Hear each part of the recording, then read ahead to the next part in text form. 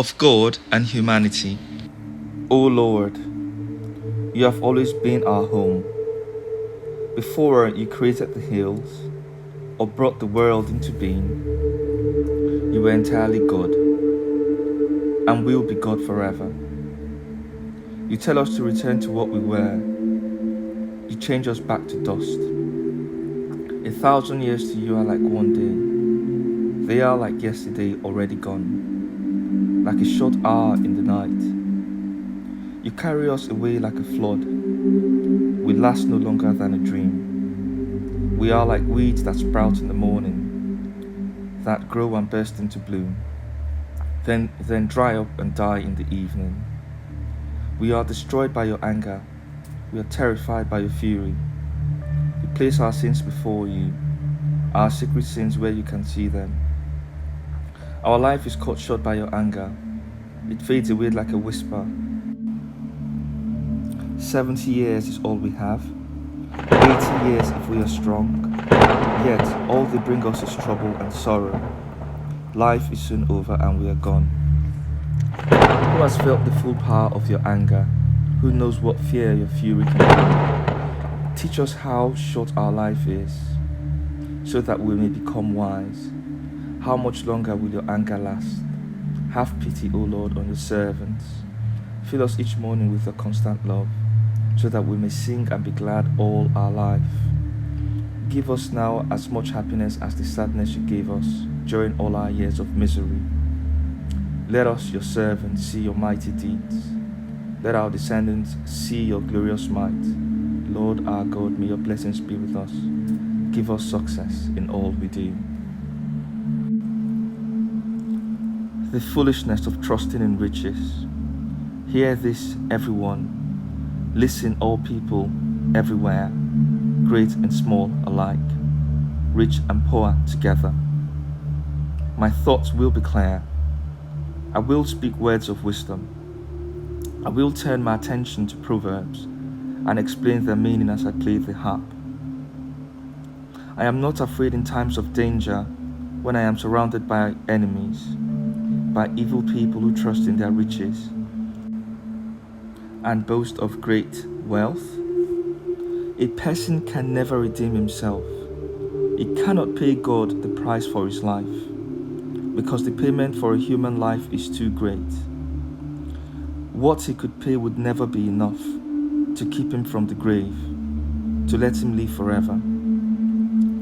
Anyone can see that even the wise die, as well as the foolish and stupid. They all leave their riches to their descendants. Their graves are their homes forever. There they stay for all time. Though they once had lands of their own, no one's greatness can save him from death. He will still die like the animals. See what happens to those who trust in themselves. The fate of those who are satisfied with their wealth. They are doomed to die like sheep, and death will be their shepherd. The righteous will triumph over them, as their bodies quickly decay in the world of the dead far from their homes. But God will rescue me. He will save me from the power of death. Don't be upset when someone becomes rich, when his wealth grows even greater. He cannot take it with him when he dies. His wealth will not go with him to the grave.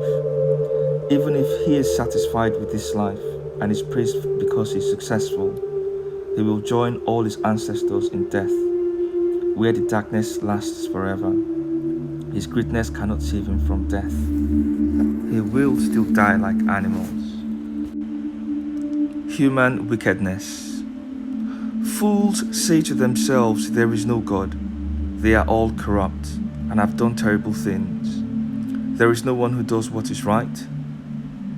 The Lord looks down from heaven at human beings to see if there are any who are wise, any who worship him. But they have all gone wrong. They are all equally bad. Not one of them does what is right, not a single one.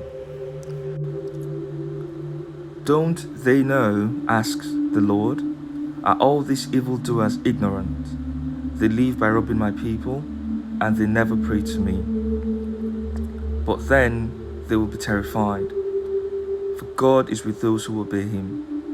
Evildoers frustrate the plans of the humble, but the Lord is their protection. How I pray that victory will come to Israel from Zion. How happy the people of Israel will be when the Lord makes them prosperous again. True happiness.